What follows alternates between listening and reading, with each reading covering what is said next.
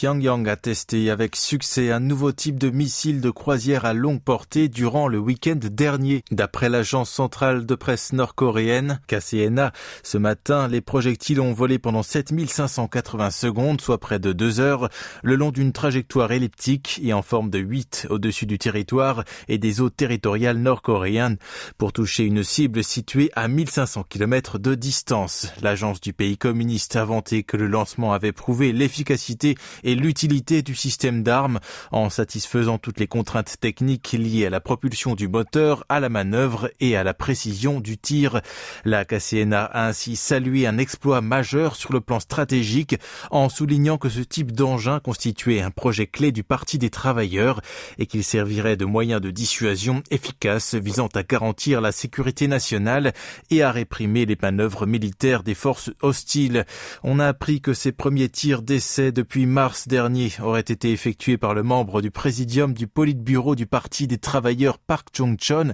et ce en l'absence du dirigeant Kim Jong-un. La Corée du Nord a rendu public les photos montrant le tir des projectiles depuis un tracteur érecteur-lanceur qui avait été déployé lors d'une parade militaire. Elle aurait opté pour un missile de croisière qui n'enfreint pas les résolutions de l'ONU, contrairement aux missiles balistiques, afin de mener une démonstration de force de faible intensité.